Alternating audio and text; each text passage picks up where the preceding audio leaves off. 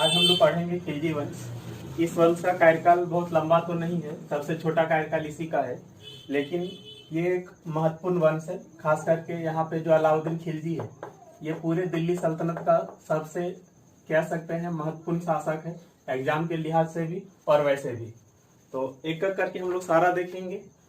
अब शुरू यहाँ पर देखिए कि शुरुआत होती है जो खिलजी वंश की, ये जलालुद्दीन फिरोज खिलजी के द्वारा। जलालुद्दीन फिरोज खिलजी ये फाउंडर है इसके खिलजी वंश के। अब ये जो खिलजी वंश की स्थापना हुई, इस खिलजी वंश की स्थापना से बहुत सारे चेंज, बहुत सारे बदलाव आए, बहुत सारे परिवर्तन आए। क्या क्या परिवर्तन आया ध्यान से देखिएगा। पहला परिवर्तन तो ये आया कि अभी तक जो है तुर्क सरदार का दबदबा हुआ करता था शासन में। तुर्क सरदार, तुर्क माने तुर्की के सरदार का दबदबा हुआ करता था। लेकिन पहली बार यहाँ पर हुआ कि केवल मतलब वंश को देखकर, केवल जाति को देख करके नहीं, बल्कि योग्यता के आधार पे जो है वो प्रशासन में स्थान दिया गया। और पहले जो है वो तुर्क को ही जगह दिया जाता था, भारतीय को नहीं दिया जाता था, योग्यता नहीं देखा जाता था। और अब जो है वो भारतीयों को भी जो है वो ऊंचे पदों पे, प्रशासनिक पदों पे नियुक्त करना शुरू किया गया। और योग्यता जो है वो सबसे मतलब मुख्य पॉइंट बना नियुक्ति का, न कि जाति या वंश। ठीक है, तो यहाँ पे हम लोग कहेंगे कि जो तुर्क सरदार हैं, इनकी जो तानाशाही थी एक तरह से, या जो अपना जो प्रभुत्व था, दबदबा था, वो समाप्त हो गया। ठीक है। दूसरा बात कि जो गुलाम वंश के शासक हुआ करते थे, गुलाम वंश के शासक ने शासन जो चलाया वो शरीयत या कहें जो इस्लाम धर्म की जो मान्यताएं हैं उसके अनुसार उसको फॉलो करते हुए, जो उलेमा वर्ग है, धार्मिक वर्ग है, उससे सलाह लेते हुए। लेकिन जो खिलजी वंश है, यहाँ पर खास करके अलाउद्दीन खिलजी की बात करें तो इन्होंने धर्म को राजनीति से अलग कर दिया, धर्म को राजनीति से अलग कर दिया और शासन जो है अपने तरीके से चलाया, न कि शरीयत के कानून के अनुसार। खिलजी वंश की स्थापना को क्रांति कहा गया, खिलजी क्रांति कहा गया। ठीक है, खिलजी क्रांति। खिलजी क्रांति क्या? तो खिलजी वंश की स्थापना। इसे क्रांति क्यों कहा गया? बदलाव हुए ना, तुर्क सरदार की तानाशाही चली गई, योग्यता को आधार बनाया गया, धर्म को राजनीति से अलग कर दिया गया। तो ये सभी जो परिवर्तन है इसी को खिलजी क्रांति कहा गया। ठीक है। एक क्वेश्चन और यहाँ पे पूछता, आपको कंफ्यूजन भी हो सकता है कि ये जो स्वयं खिलजी हैं ये कहाँ के थे।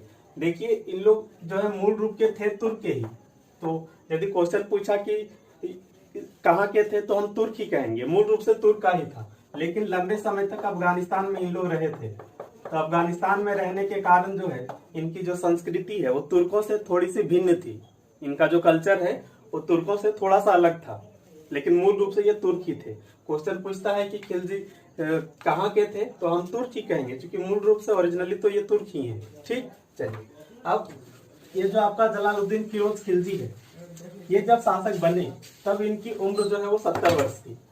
और ये पूरे दिल्ली सल्तनत में सबसे बुजुर्ग या कहें सबसे वरिष्ठ शासक हुआ। 70 वर्ष, समझ रहे, इमेजिन करिए 70 वर्ष की उम्र में ये शासक बने। ठीक। अब जब 70 वर्ष में कोई शासक बनेगा तो पहली बात तो ये कि ये उतना अधिक कट्टर या उतना अधिक कह सकता है निर्दयी नहीं होगा। तो ऐसा था भी, ये बहुत ज्यादा कट्टर था नहीं। ये पहला शासक है जिसका हिंदुओं के प्रति जो है उदार दृष्टिकोण था। दैट मीन्स हिंदू को जो है वो बहुत ज्यादा कष्ट, बहुत ज्यादा परेशान नहीं करता था। इससे पहले के शासक जो है वो हिंदुओं को परेशान करते थे। ठीक है, तो हिंदुओं के प्रति उदार दृष्टिकोण था। एक और बात कि ये जो जलालुद्दीन फिरोज खिलजी हैं, इनका मानना था कि जो प्रजा है, प्रजा की इच्छा के अनुसार शासन चलना चाहिए, प्रजा की इच्छा के अनुसार शासन चलना चाहिए और सबको साथ लेकर के चलना चाहिए, सबको एक साथ लेकर के चलना चाहिए, मतलब सबका साथ सबका विकास। ठीक है, तो ये सभी हैं इन जलालुद्दीन फिरोज खिलजी से जुड़ा हुआ चीज। अब देखिए, जब जलालुद्दीन फिरोज खिलजी शासक बने तो आप, ठीक है, आप सबको साथ लेकर के चलिएगा, लेकिन बाहरी विदेशी आक्रमण तो हो ही सकता है, कोई कोई विद्रोह तो कर ही सकते हैं। तो इसके बहुत ही लिबरल, उदार होने के बावजूद भी जो है कुछ कुछ विद्रोह हुए हैं इसके समय में। जैसे एक आपका विद्रोह हुआ था छज्जू मलिक के द्वारा। ये छज्जू मलिक जो है वो बलबन के वंशज का था, बलबन के वंश का था छज्जू मलिक।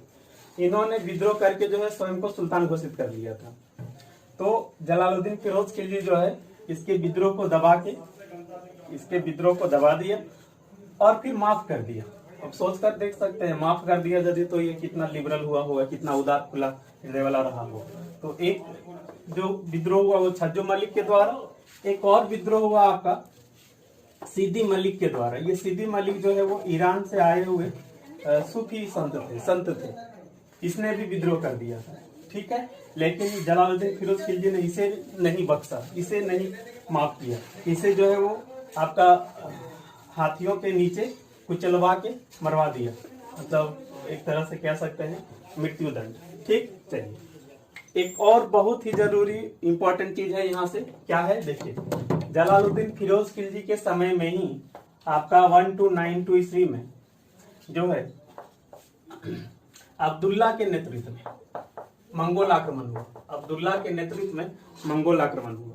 इस मंगोल आक्रमण का सामना करने के लिए गए कौन? अलाउद्दीन खिलजी। कौन है अलाउद्दीन खिलजी? अभी तुरंत पता चलेगा।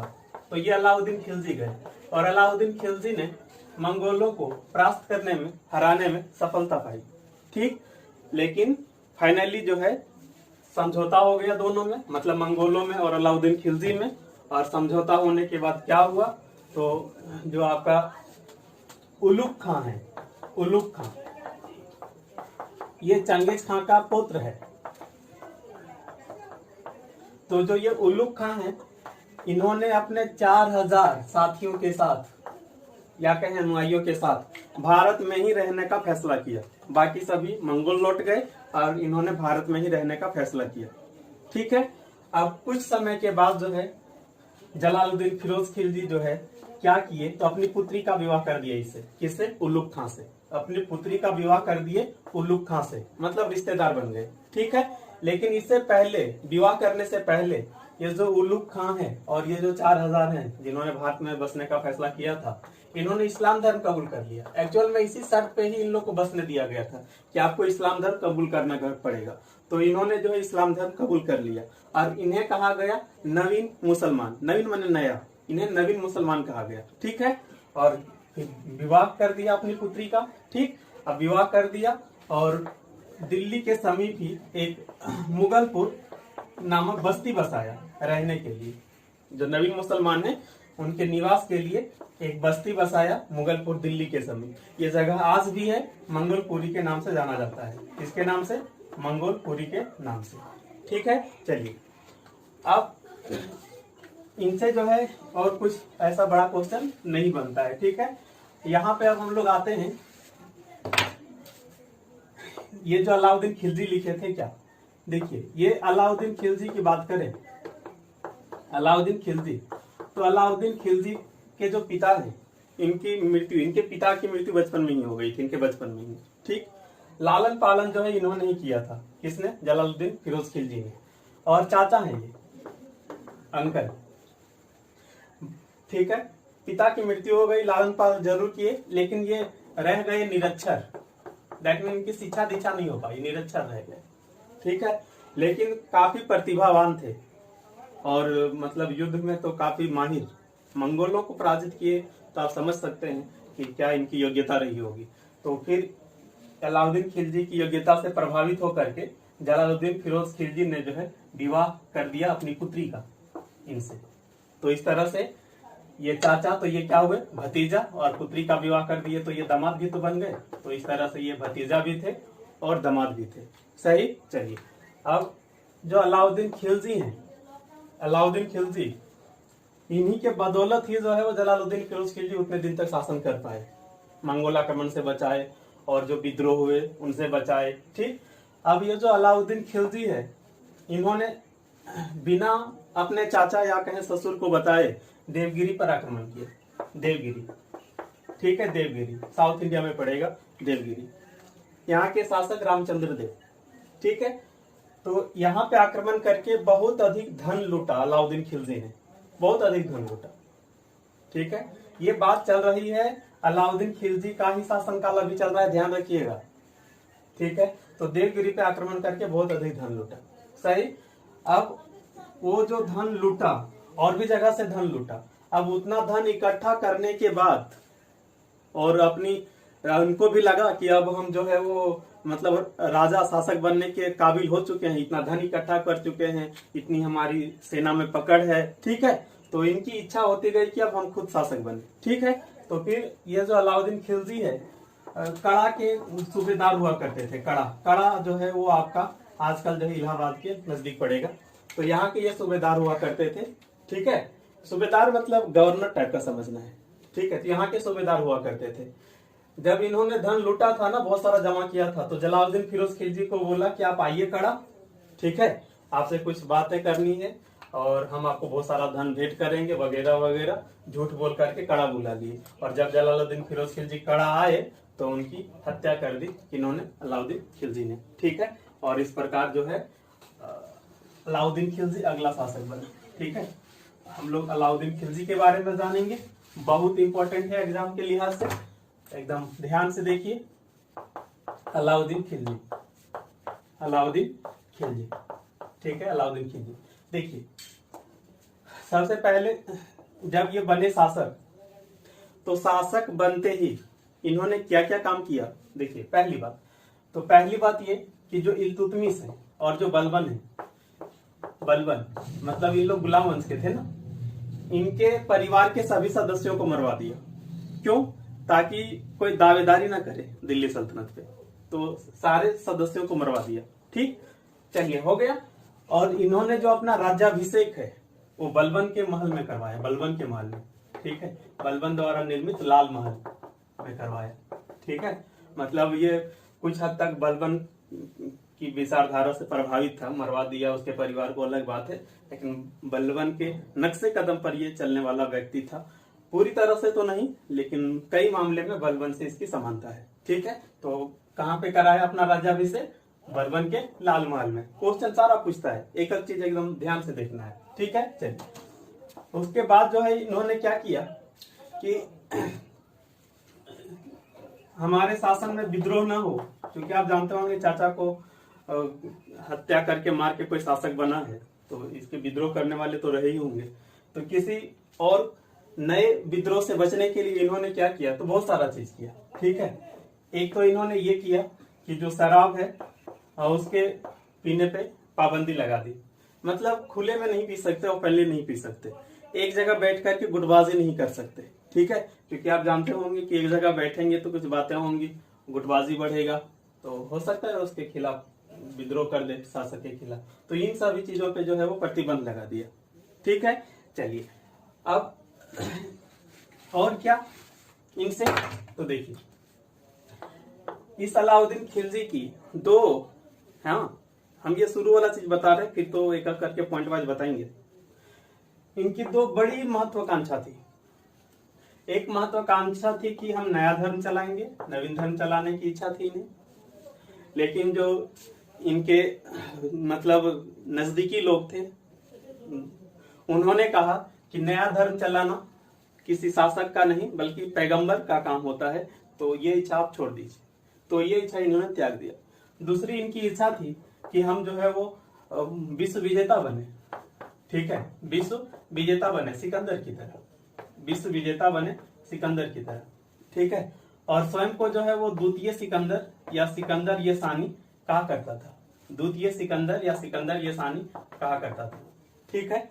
अब इस अपने सपने को, इच्छा को पूरा करने के लिए देखिए इन्होंने बहुत सारा सुधार, बहुत सारे स्टेप लिए।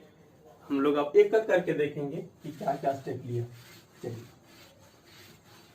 देखिए, सबसे पहला जो इन्होंने किया, ठीक है, सेना में सुधार किया।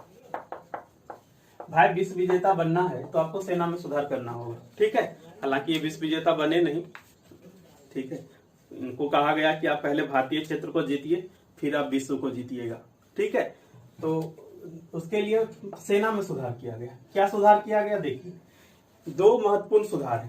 पहला तो ये है कि ये पहला ऐसा शासक था जिन्होंने अस्थायी सेना रखना शुरू किया। अस्थायी सेना, इससे पहले क्या हुआ करता था?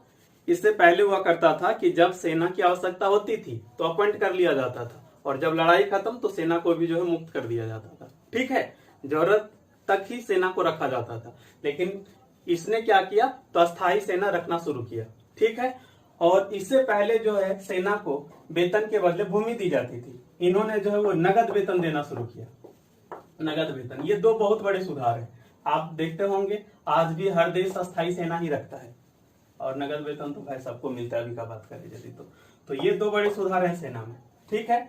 इसके अलावे क्या और हुआ, तो इसके अलावे इन्होंने अपनी सेना को जो है दशमलव पद्धति के आधार पर संगठित किया। दशमलव पद्धति, ये दशमलव पद्धति का मतलब होता है कि 10 या 10 के मल्टीपल में, 10 या 10 के मल्टीपल में, ठीक है। जैसे मान लीजिए जाए 10 सैनिकों का एक ग्रुप, इसको कुछ नाम दे दिया गया, ठीक है। इस तरह से 10 ग्रुप मिला करके एक कुछ नाम दे दिया गया, ठीक है, समझ रहे हैं। जैसे ये 10 सैनिक मिला करके एक टीम बना दिया, फिर इस तरह से 10 टीमों को मिला करके एक फिर टीम बना दिया गया, माने 10 के मल्टीपल में, ठीक है, 10 के मल्टीपल में। यही कहलाता है दसवीं प्रणाली, ठीक है। और उतना आपको लिखना नहीं है, यही दशमलव प्रणाली का मतलब होता है, ठीक है। ये जेपीएससी के एग्जाम में भी पूछ चुका है। बहुत लोग बोल रहे कि सर जेपीएससी का भी कवर करके चलिए, तो देखिए हम हो सकता है ना बोले यहाँ वीडियो में, लेकिन यहाँ जेपीएससी, बीपीएससी, यूपीएससी या फिर एसएससी, रेलवे, सारा चीज कवर है, ठीक है। उसके बाद इन्होंने और क्या किया, तो सेना में जो है वो हुलिया प्रथा शुरू किया। हुलिया प्रथा और घोड़े को दागने की प्रथा, हुलिया और घोड़े को दागने की प्रथा। ये हुलिया क्या होता है, देखते होंगे अभी जब सेना में भर्ती की जाती है तो सेना में भर्ती करने से पहले फोटो लिया जाता है, हाइट कितना है, चेस्ट कितना है, ये सारा चीज रिकॉर्ड रखा जाता है ना। तो हुलिया का मतलब वही होता है कि जो शरीर की बनावट है उसका वर्णन।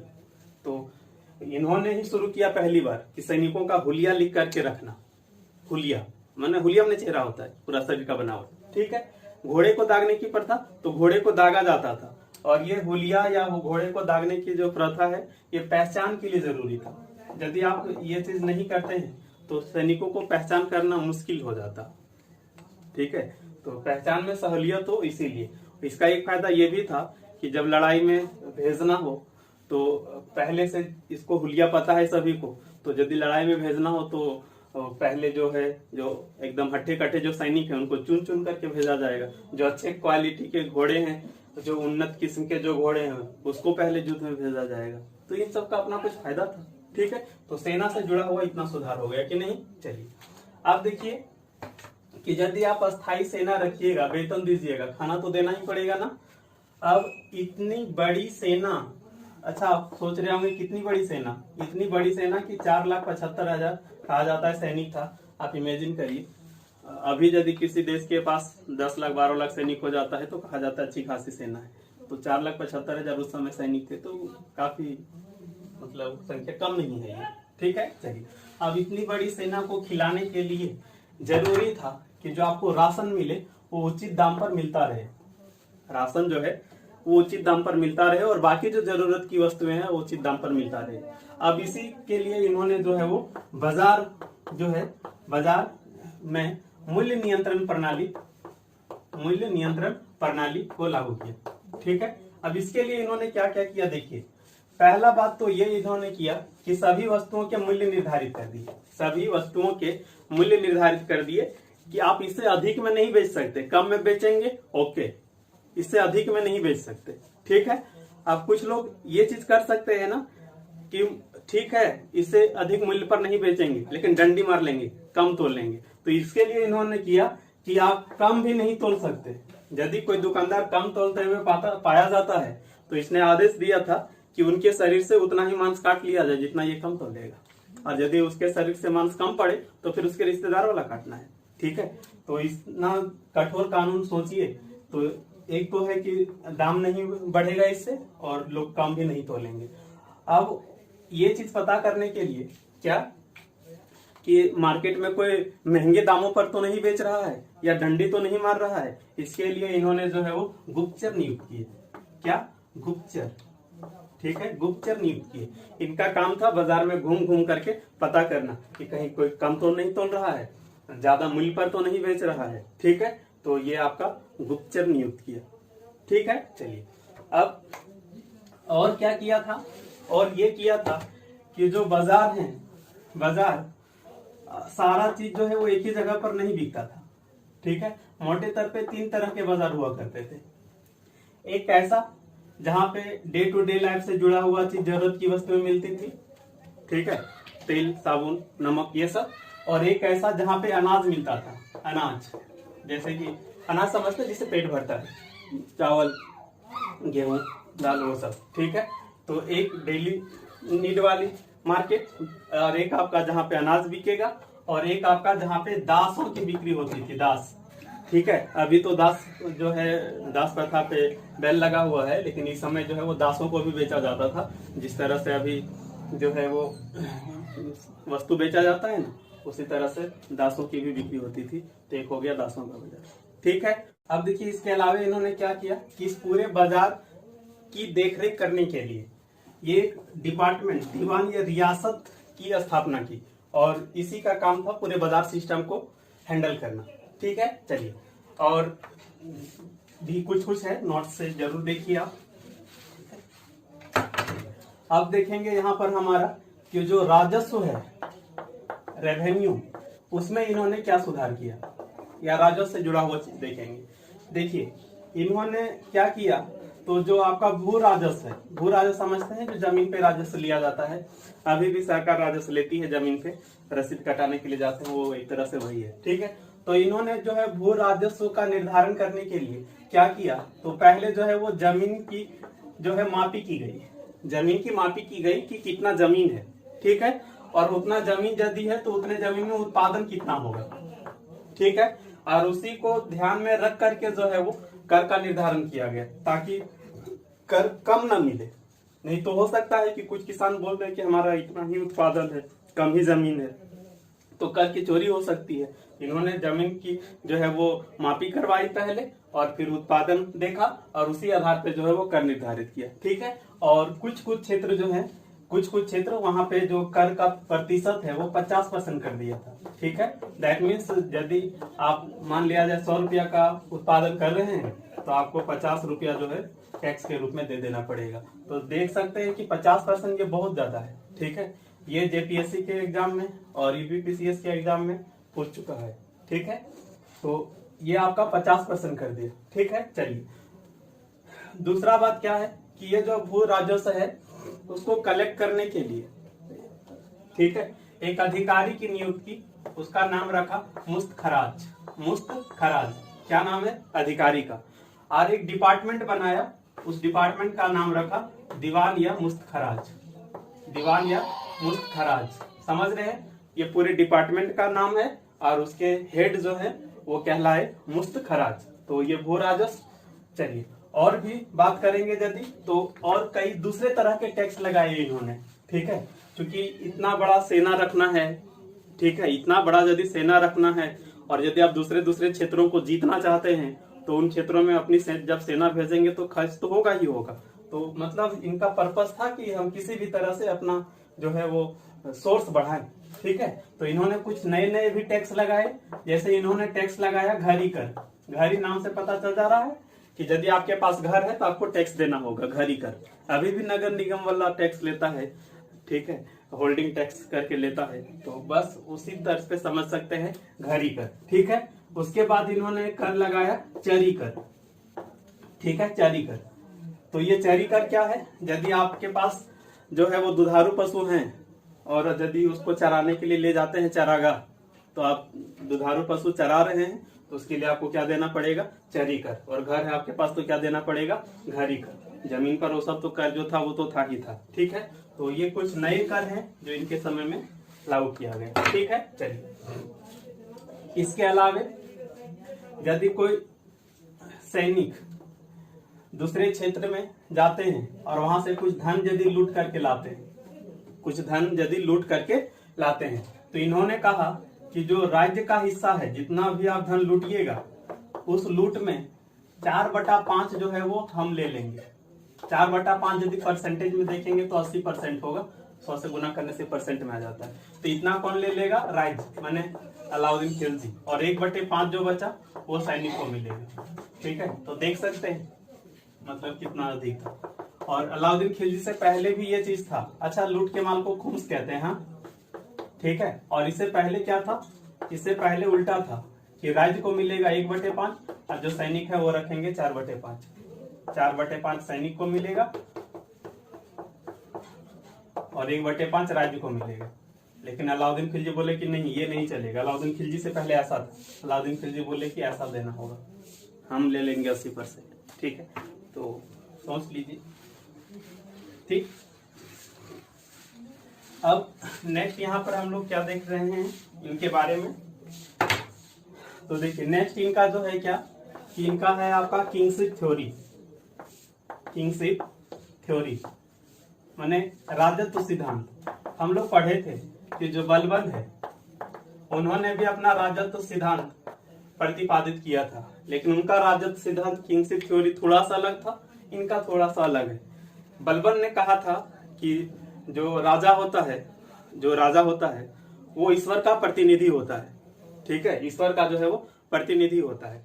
इन्होंने कहा कि जो राजा होता है वो ना तो ईश्वर का प्रतिनिधि होता है ना कुछ होता है, ये सब कुछ नहीं होता है। इनके थ्योरी में क्या था वो देखिए। ठीक है, इनके थ्योरी में था कि जो राजा होता है वो ना तो ईश्वर की प्रतिनिधि से ना तो वो ईश्वर की अनुकंपा से बनता है, ईश्वर का प्रतिनिधि नहीं है, ना तो ईश्वर की कृपा से बनता है, और ना ही जो है वो खलीफा के सहयोग से बनता है या किसी दूसरे के सहयोग से बनता है। ठीक है, तो राजा जो होता है अपनी शक्ति के दम पर जो है वो सत्ता हासिल करता है, शक्ति, पावर। और आप देखे ही होंगे ये बना कैसे, चाचा की हत्या करके, तो शक्ति ही ना हुआ, कहाँ कोई हेल्प किया इसे। तो शक्ति के दम पर जो है वो सत्ता हासिल करता है। और इन्होंने कहा कि जब तक आपके पास पावर होगा, जब तक आप शक्तिशाली बने रहेंगे, तब तक आप सत्ता में रहेंगे। आपका यदि पावर खत्म तो सत्ता भी चली जाएगी। ठीक है, तो इनका ये था कहना, जबकि उनका थ्योरी थोड़ा सा अलग था। ठीक है, चलिए इसके अलावे जो है इन्होंने जो है वो खलीफा से कुछ मान्यता नहीं लिया सुल्तान वगैरह का, जबकि वहां पर हम लोग देखते थे कि जो गुलाम वंश के शासक हुआ करते थे उन लोग खलीफा से जो है वो सुल्तान की उपाधि लिया करते थे। इन्होंने इनकार कर दिया कि नहीं, हम खलीफा वगैरह से। ठीक है, हाँ, एक चीज जो दोनों में समानता है वो ये कि ये भी निरंकुश हुआ करते थे। बलबन का भी कहना था कि जो राजा है उनके पास असीम शक्ति होनी चाहिए, तो जो इसकी इच्छा वो करेगा, प्रजा की इच्छा से नहीं करेगा। और अलाउद्दीन खिलजी का भी यही कहना था कि राजा को जो है वो निरंकुश होना चाहिए, राजा को जो है वो क्या होना चाहिए, निरंकुश। ये अलाउद्दीन खिलजी की बात है। हम जलालुद्दीन में क्या बताए थे, जलालुद्दीन बोले थे कि प्रजा की इच्छा के अनुसार शासन चलना चाहिए। इन्होंने बोला ना, प्रजा की इच्छा नहीं चलेगा, राजा को निरंकुश होना चाहिए। निरंकुश का मतलब वही होता है कि जो मेरा मन वो करेंगे, प्रजा की क्या इच्छा है मायने नहीं रखता है। हम जो करेंगे उससे प्रजा को क्या लॉस होगा, क्या प्रॉफिट होगा वो नहीं देखना, इच्छा से शासन चलाना, वही आपका निरंकुशता है। ठीक है, तो ये इनकी किंगशिप थ्योरी है। ठीक है, अब ये जो इनकी थ्योरी है किंगशिप थ्योरी, ये इन्होंने जो है अमीर खुसरो की मदद से जो है तैयार किया था। अमीर खुसरो की मदद से। ठीक है, अब हम लोग यहाँ पर आ ही गए हैं तो अमीर खुसरो के बारे में भी थोड़ा सा जान ही लेते हैं।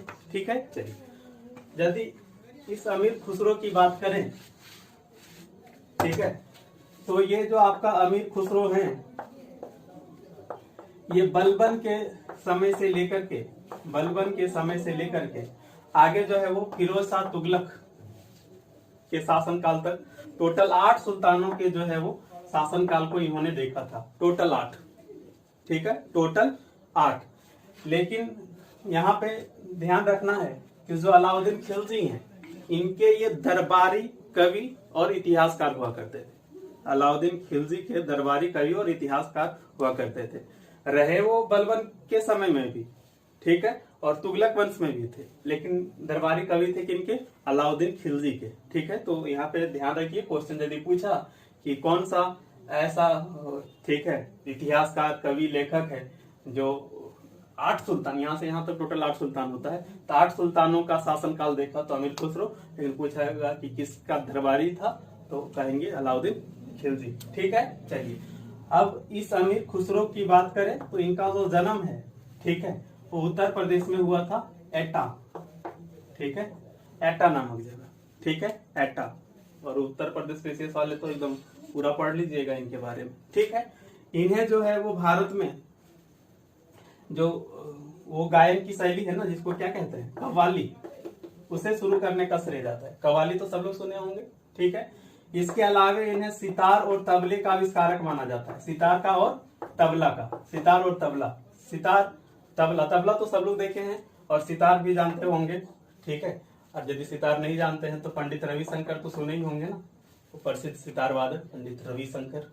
ठीक है, तो सितार और तबले का आविष्कारक जो है इन्हें ही माना जाता है, अमीर खुसरो को। ठीक है, चलिए इसके अलावा जो है अमीर खुसरो को, ठीक है, तोता या हिंद कहा जाता है, तोता या हिंद कहा जाता है। बोलिएगा तोता क्यों कहा गया?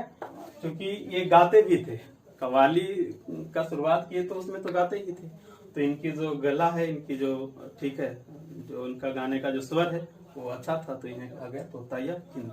ठीक है, चलिए अब अमीर खुसरो के नजर में जो अलाउद्दीन खिलजी है वो अच्छा शासक, दरबारी रहेगा तो अपने राजा का तो अच्छा ही बड़ाई करेगा। तो अमीर खुसरो ने कहा था कि ये जो अलाउद्दीन खिलजी है ये पूरे दुनिया का जो है वो शासक है, पूरे दुनिया का, पूरे विश्व का जो है वो खान है, पूरे दुनिया का जो है वो शासक है, सुल्तान है। ठीक है, इसके अलावा इन्होंने कहा कि ये विश्व विजेता है। इसके अलावा अमीर खुसरो ने कहा कि जलालुद्दीन खिलजी जो है वो जनता का चरवाहा है, जनता का सेवक है। ठीक है, तो ये सभी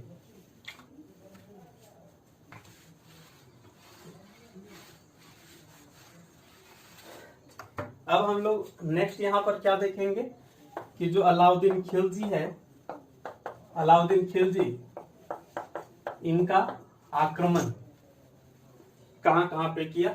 तो देखिए जो महत्वपूर्ण आक्रमण है उसको हम लोग देखेंगे यहाँ पर। देखिए इनके आक्रमण को हम बांट सकते हैं, वैसे तो कई भागों में बांटा जा सकता है लेकिन हम दो ही भाग में बांट रहे हैं। एक आपका जो पश्चिम भारत और आपका मध्य भारत में किया, ठीक है, मध्य भारत, और एक आपका जो है जो दक्षिण भारत में किया। ठीक है, दक्षिण भारत पे आते हैं, पहले ये वाला देखते हैं, पश्चिम भारत और मध्य भारत। पश्चिम भारत मतलब समझिए अभी का गुजरात और राजस्थान वाला क्षेत्र। ठीक है, वैसे राजस्थान का कुछ क्षेत्र उत्तर के हिस्से में आ जाएगा। देखिए सबसे पहले जो इनका अभियान हुआ वो गुजरात पर था, पहला अभियान जो है वो गुजरात पर हुआ। आप सोच रहे होंगे कि गुजरात पर इतना अधिक आक्रमण होता क्यों है? कई कारण है, आगे भी जब पढ़ेंगे ना तो बहुत सारे शासकों ने गुजरात पे आक्रमण किया है। क्या रीजन है गुजरात पे आक्रमण करने का? तो उसका एक जो सबसे बड़ा वजह है वो ये कि गुजरात जो है वो समुद्र के किनारे बसा हुआ था, उस कारण व्यापार के लिहाज से काफी महत्वपूर्ण था।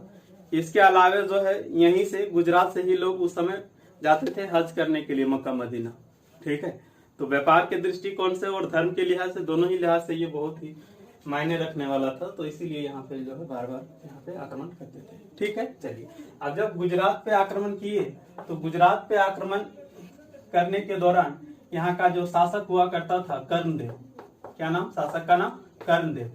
ठीक है, कर्णदेव जो है हार गए, पराजित हो गए और हार करके भाग गए, और जो है वो आपका देवगिरी के राजा के यहाँ जा करके जो है वो शरण ले लिए। ठीक है, अब इनकी जो पत्नी थी, ठीक है, इनकी पत्नी को पकड़ करके जो है दिल्ली भेज दिया गया और अलाउद्दीन खिलजी ने उससे विवाह कर लिया बाद में, और वो उनकी प्रिय रानी भी बनी। ठीक है, तो यहाँ शासक का नाम ध्यान रखिए कर्णदेव, और ये पहला अभियान है अलाउद्दीन खिलजी का। ठीक है, चलिए गुजरात के बाद जो है, ठीक है, जैसलमेर पर भी हुआ था, लेकिन ना कुछ है नहीं इसमें। अगला जो है आपका रणथंभौर। ठीक है, रणथंभौर, ये रणथंभौर क्या है देखिए। अच्छा, ये पड़ेगा कहाँ की? तो रणथंभौर कहाँ पड़ेगा? राजस्थान पड़ेगा। हाँ, जैसलमेर भी कहाँ पड़ेगा? राजस्थान में पड़ेगा। रणथंभौर नेशनल पार्क भी है। ठीक है, चलिए देखिए, जब गुजरात विजय के बाद अलाउद्दीन खिलजी की सेना लौट रही थी ना, तो उसी में जो है कुछ सैनिकों ने जो है वो विद्रोह कर दिया।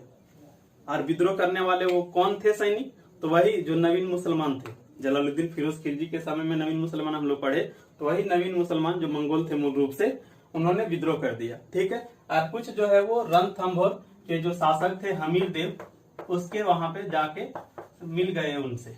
ठीक है, हमीर देव से। अब अलाउद्दीन खिलजी बोले कि उन्हें सौंप दो भाई।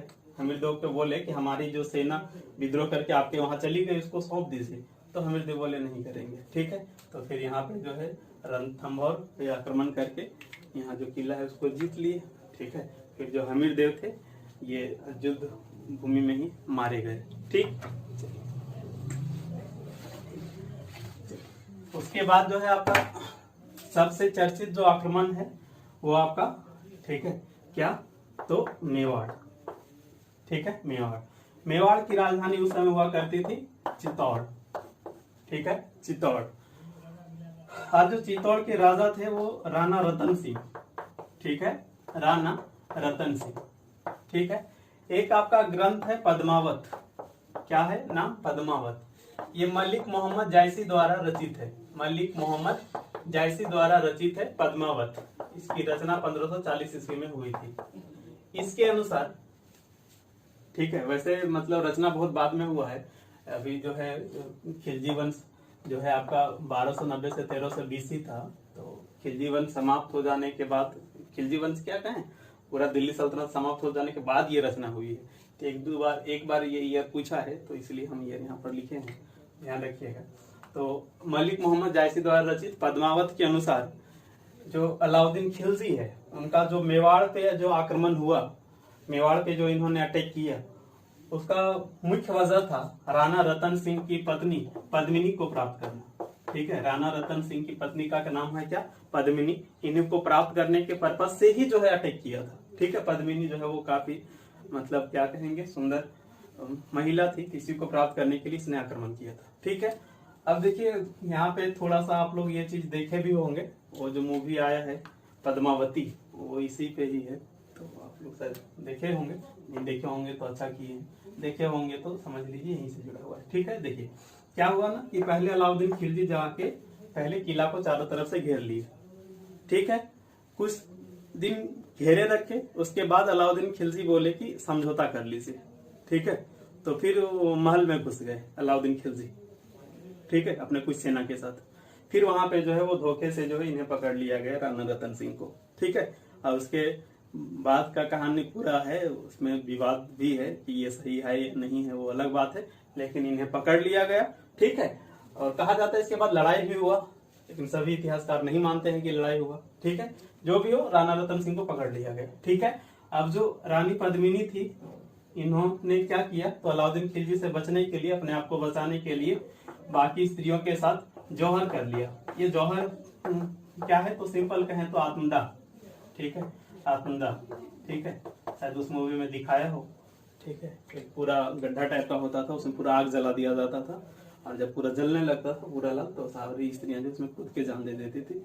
वही जौहर है, आत्मदाह। ठीक है, अब देखिए कि अलाउद्दीन खिलजी को तो प्राप्त नहीं हो पाया पद्मिनी। ठीक है, लेकिन फिर भी चित्तौड़ पे विजय तो हासिल हो ही गया ना, क्योंकि राणा रतन सिंह की मृत्यु हो गई। जैसे हुआ वो मार दिया गया, और जैसे भी हुआ वो। ठीक है, मतभेद है यहाँ पे। उसके बाद जो है अलाउद्दीन खिलजी क्या किए, जब अधिकार हो गया मेवाड़ पे, तो इस मेवाड़ का नाम जो है बदल कर रख दिए, जो है वो खिज्र खां। इनका पुत्र था अलाउद्दीन खिलजी का खिज्र खां, तो इसी के नाम पर रख दिए खिज्राबाद। ठीक है, वैसे ठीक है खिज्र नगर कहीं लिखा रहता है, तो उतना देख लीजिएगा, स्पेलिंग थोड़ा बहुत भारी कर जाता है, खिज्राबाद लिखा रहता है। ठीक,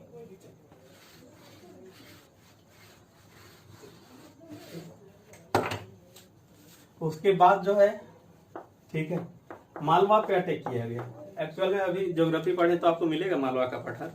ठीक है, वैसे ये जो हम मालवा कह रहे हैं, अब मान लीजिए उस समय मध्य प्रदेश।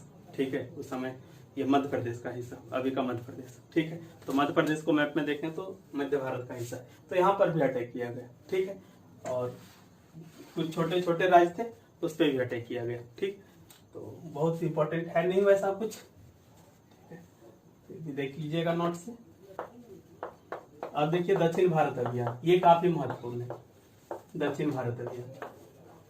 ठीक है, देखिए दक्षिण भारत अभियान शुरू हुआ कैसे, देखिए आपको थोड़ा सा पीछे जाना पड़ेगा। और जो गुजरात विजय है ना, गुजरात विजय के दौरान ही, ठीक है, एक हिजड़ा जिनका नाम है मलिक काफूर को खरीदा गया था 1000 दिनार में। गुजरात विजय के दौरान। कितना में खरीदा गया था? 1000 दिनार में। इसलिए इनका नाम रख दिया गया क्या? 1000 दिनारी। ठीक है, 1000 दिनारी। और जो दक्षिण भारत का अभियान था ना, दक्षिण भारत का अभियान इसी के नेतृत्व में हुआ। दैट मीन्स ये सेनापति बने दक्षिण भारत अभियान के। ठीक है, और जो पहला जो आक्रमण हुआ वो हुआ आपका देवगिरी पर। किस पर? देवगिरी पर। ठीक, जब आक्रमण हुआ तो इस समय यहाँ के शासक हुआ करते थे रामचंद्र देव। ठीक है, रामचंद्र देव। ठीक, रामचंद्र देव। ठीक है, अब जो है रामचंद्र देव की हार हो गई। ठीक है, पराजय हुई। और जब इनकी हार हुई तो फिर रामचंद्र देव जो है वो बहुत धन भेंट किए अलाउद्दीन को। फिर अलाउद्दीन जो है वो खुश हो गए और इनका जो क्षेत्र है, इनका जो राज्य वापस कर दिए। ठीक है, और इनको उपाधि दिए रायन का। पहले रामचंद्र देव की हार हो गई, बाद में रामचंद्र देव जब गिफ्ट उपहार दिए तो खुश हो गए, तो फिर इनको अपना राज्य वापस कर दिया गया और आपका क्या कहेंगे, ये उपाधि मिला रायन का। ठीक है, उसके बाद जो है अगला टारगेट वारंगल। ये कहाँ पे है? तेलंगाना क्षेत्र में। ठीक है, वारंगल। यहाँ पे शासन चल रहा था किनका? तो आपका काकतीय वंश और शासक का नाम है रुद्र प्रताप द्वितीय। अब रुद्र प्रताप द्वितीय की भी हार हुई। हार के बाद जो है रुद्र प्रताप द्वितीय ने क्या किया? तो कोहिनूर हीरा भेंट किया अलाउद्दीन की सेना को। कोहिनूर हीरा, ये कोहिनूर हीरा के बारे में भी हम लोग देखेंगे, थोड़ा सा वेट करिए। ये कोहिनूर हीरा अभी भी है और सुने होंगे कभी ना कभी। वर्तमान में ये ब्रिटेन में है। ठीक है, तो हम लोग पूरा डिटेल में देखेंगे, इंतजार करिए। ठीक, तो उसके बाद जो है वारंगल के बाद द्वार समुद्र। ठीक है, द्वार समुद्र के बाद जो है वो आपका मालाबार केरल वाला तट जो है वो मालाबार कहलाता है ना। और उसके बाद जो है आपका मदुरई। क्या? मदुरई। ठीक है, अब यहाँ पर ध्यान रखना है कि जो मदुरई है यहाँ पे पांड्य वंश का शासन चल रहा था। किसका? पांड्य वंश। ठीक है, अब जो अलाउद्दीन की जो सेना है वो मदुरई तक तो पहुंच गई, तमिलनाडु में पड़ेगा अभी ये। ठीक है, लेकिन इन शासकों को पूरी तरह से पराजित नहीं कर पाए। तो यहाँ पे एक क्वेश्चन ये भी बनता है कि इधर से हराते गए, लेकिन लास्ट में जाकर के मदुरई जब पहुंचे तो उनको हरा नहीं पाए पांड्य शासकों को। ठीक है, और फिर आगे भी नहीं हरा पाए। ठीक है, चलिए, तो ये सारा हो गया। अब यहाँ पर क्या क्या इंपॉर्टेंट क्वेश्चन बनता है, देखिए। पहला इंपॉर्टेंट क्वेश्चन बनता है कि सल्तनत काल में कौन सा शासक हुआ जिसने दक्षिण अभियान शुरू किया? इससे पहले कोई भी शासक दक्षिण में उतना तक नहीं गया था, तो ये अलाउद्दीन खिलजी। ठीक है, दक्षिण अभियान के दौरान इसका सेनापति कौन था? तो मलिक काफूर। और उसके बाद जो है वो यहाँ पे शासक ध्यान रखना है, देवगिरी का शासक रामचंद्र देव बोले थे ना। याद कैसे रखिएगा? देवगिरी। और यहाँ राजा का नाम है कौन? देव राम, वैसे भी राम जानते हैं, राम भगवान देवता है। ठीक है, वारंगल काकतीय। ठीक है, ये याद रखना होगा, ये यहाँ शासक मिलाने के लिए दे देता है। ठीक, अब एक चीज जो लोग कंफ्यूज हो रहे होंगे कि ये दक्षिण भारत वगैरह वगैरह का होता है। देखिए, ये इंडिया का मैप यदि देखेंगे ना, तो ये उत्तर भारत मान लेते हैं। यहाँ पे विंध्याचल पर्वत है। ठीक है, एमपी छत्तीसगढ़ में पड़ेगा इसका विस्तार। और उसके इधर चले जाए तो दक्षिण भारत है। तो कभी कभार ऐसे भी क्वेश्चन पूछ देता है कि इनमें से कौन सा शासक है जिसने विंध्याचल पर्वत को पार किया? किसकी सेना ने विंध्याचल पर्वत को पार किया? तो यही होगा। अब देखिए, अलाउद्दीन खिलजी जो है वो पूरे भारतीय क्षेत्र पे आक्रमण कर रहे हैं, जीत रहे हैं, लेकिन इनके समय में भी विदेशी आक्रमण हुआ। किसके तरफ से? मंगोलों की तरफ से। और कहा जाता है इन्हीं के समय में सबसे अधिक मंगोल आक्रमण हुए। ठीक है, सबसे अधिक मंगोल आक्रमण हुए। लेकिन अलाउद्दीन खिलजी क्या कहें, थे इतना शक्तिशाली, इनकी सेना इतनी जो है वो शक्तिशाली थी कि हर बार जो है वो मंगोल आक्रमण को जो है वो विफल कर दिए। ठीक है, मंगोल आक्रमण को विफल कर दिए। ठीक है, लेकिन एक चीज रहा कि जो इनके सेनापति थे जफर खां, वो मंगोल आक्रमण में मारे गए। ठीक है, तो ये भी ध्यान रखना है, पूछा है एक दो बार। और एक चीज और यहाँ ध्यान रखना है कि इसके बाद जो है जो मंगोल की सेना है उनको भी डर लगने लगा सल्तनत की सेना से। अभी तक जो है वो सल्तनत की सेना डरती थी, और अब क्या हुआ, तो मंगोल की सेना ही डरने लगी। जैसे क्रिकेट मैच में नहीं होता, पहले इंडिया डरता था और दूसरा देश अब डरने लगा। ठीक है, वैसे है केवल रिलेट करने के लिए। ठीक है, ठीक है। अब अगला हम लोग देखेंगे। ठीक है, नोट्स जरूर पढ़ लीजिएगा, आपका कंप्लीट हो जाएगा। अब अगला देखिए कि जो अलाउद्दीन खिलजी है, ठीक है, इनकी मृत्यु के बाद, ठीक है, इनकी मृत्यु के बाद जो है ये शासक बने शहाबुद्दीन उमर। ये काम है शहाबुद्दीन उमर। अब ये जो शहाबुद्दीन उमर है, इनकी उम्र जो है वाली 6 वर्ष थी। और सोच कर देख लीजिए 6 वर्ष में कोई शासक बनेगा कैसे। तो मलिक काफूर इसके जो है वो संरक्षक बने, गार्जियन, और ये शासक। ठीक है, एक्चुअल में जो अलाउद्दीन खिलजी हैं उनका एक और बेटा था, एक क्या बहुत बेटा था, मुबारक खां। वो सोचता था हम बनेंगे, वही मतलब उम्र भी थी उनकी, लेकिन शहाबुद्दीन उमर बने, मलिक काफूर इसी को बनाना चाहता था। ठीक है, तो ये बना शासक। ठीक है, लेकिन कुछ ही दिन के बाद जो है वो आपका, कुछ ही दिन माने क्या 35 दिन लगभग के बाद जो है वो जो मुबारक खां हैं, ये अलाउद्दीन खिलजी का तीसरा बेटा था, इसने जो है इनकी हत्या कर दी। किनकी? मलिक काफूर की, क्योंकि मेन तो यही है। ठीक है, और हत्या करके खुद शासक बने। और जब शासक बने तो जो शहाबुद्दीन उमर है इनको भी जो है वो अंधा करवा दिया, कैद कर लिया और अंधा करवा दिया। ठीक है, तो अगला जो शासक हमारा होगा वो कौन होगा? तो मुबारक खां। ठीक है, तो यहाँ पर देखिए आपका मुबारक खां। ठीक है, ये भी थोड़ा सा इम्पोर्टेंट है एग्जाम के लिहाज से, 3-4 क्वेश्चन यहाँ पे बनता है। क्या क्या बनता है देखिए। देखिए, जब ये शासक बना तो अपने पिता की भांति इन्होंने भी जो है वो कुछ कुछ सुधार किए, प्रशासन को सुदृढ़ किया और सेना को मजबूत किया। ठीक है, और गुजरात विजय, ठीक है, और जो है देवगिरी को भी जीता। ठीक है, देवगिरी को जीता और गुजरात को जीता।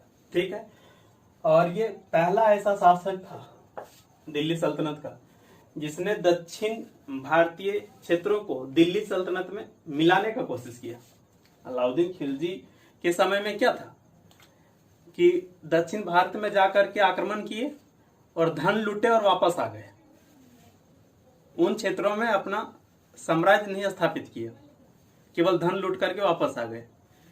उसको दिल्ली सल्तनत में भी नहीं मिलाया, लेकिन इसने क्या किया तो ठीक है मिलाने का कोशिश किया।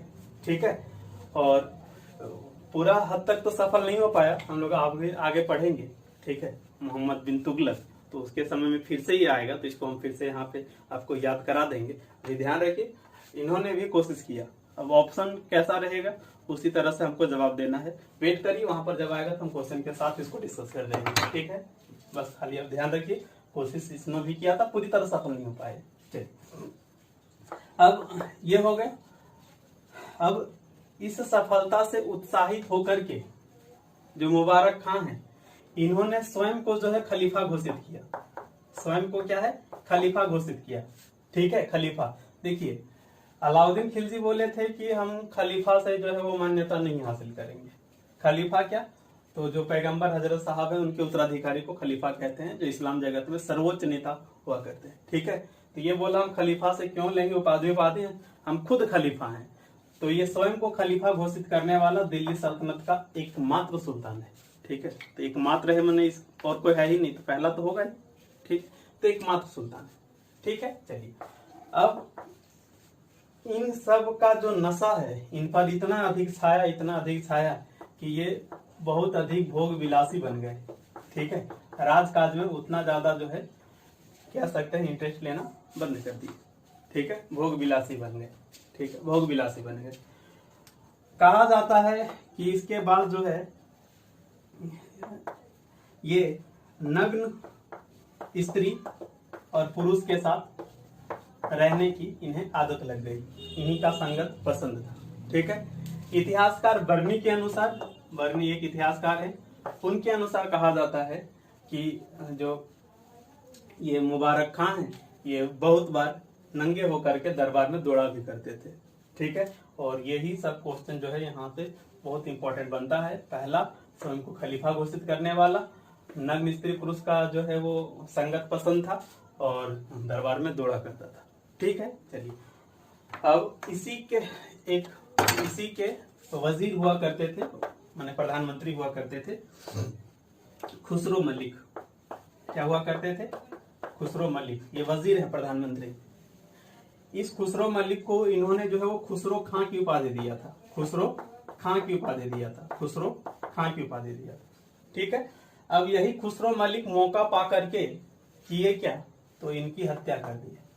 किनकी? मुबारक खां की, और खुद जो है बने शासक। कौन? खुसरो मलिक। तो अगला वही देखेंगे हम लोग, खुसरो मलिक। देखिए, इस खुसरो मलिक से दो क्वेश्चन बनता है। ठीक, एक तो क्वेश्चन ये बनता है कि ये जो खुसरो मलिक शासक बने, ज्यादा दिन तक रहे नहीं, अप्रैल से सितंबर 1320। ठीक है, ये जब ठीक है शासक बने, ठीक है, तो इन्होंने जो है वो विवाह कर लिया खिज्र खां, जो कि अलाउद्दीन खिलजी का बेटा था। इनकी विधवा पत्नी थी देवल देवी, इसी से विवाह कर लिया, मतलब इनकी मृत्यु हो गई तो इससे विवाह कर लिया। ठीक है, अब ध्यान रखना है कि ये जो खुसरो मलिक है इससे विवाह कर लिया। ठीक है, लेकिन ये खुद जो है वो मतलब क्या कहेंगे, जन्म से मुस्लिम नहीं थे, ये जन्म से हिंदू थे। जन्म से क्या थे? हिंदू थे। बाद में जो है वो धर्म परिवर्तित करके जो है वो मुसलमान बन गए। गुजरात के थे ये। ठीक है, गुजरात के थे। ठीक है, ये चीज भी आपको ध्यान रखना है कि जितने भी शासक हुए उसमें बस ये इकलौता है, दिल्ली सल्तनत में ये इकलौता ऐसा शासक है जो भारतीय हुआ करता था, भारतीय मुसलमान था। ठीक है, तो हिंदू था, फिर मुसलमान बना, भारतीय था। ठीक है, अब इसका जो है कई लोगों ने विरोध करना शुरू कर दिया, कई लोगों ने विरोध करना शुरू कर दिया। ठीक है, कि कोई ऐसा व्यक्ति शासक बन जा रहा है, विवाह करा वगैरह वगैरह। ठीक है, तो कई लोगों ने विद्रोह किया। तो यदि छोटा मोटा व्यक्ति विद्रोह करे तो दिक्कत नहीं है, लेकिन एक उस समय जो है वो सूफी गुरु हुआ करते थे निजामुद्दीन औलिया, इन्होंने भी विद्रोह किया। ठीक है, मैंने विरोध किया कि ऐसा क्यों हुआ। ठीक है, अब फिर खुसरो खां क्या किए, खुसरो मलिक, तो बहुत सारा जो है वो गिफ्ट और पैसा आए निजामुद्दीन औलिया के पास। अब फिर निजामुद्दीन औलिया ले लिए उसको, तो बोले ठीक है रहो शासक, कोई दिक्कत नहीं है, तो मान्यता दे दिए फिर उसको। ठीक है, खुसरो मलिक को। ठीक है, लेकिन फिर भी ज्यादा रह नहीं पाए। रीजन था कि इन्हीं का सेनापति था, ठीक है, गयासुद्दीन तुगलक। ठीक है, उन्होंने इसकी हत्या करके जो है वो सत्ता हथिया लिया। तो यहाँ से आगे जो है अलग वंश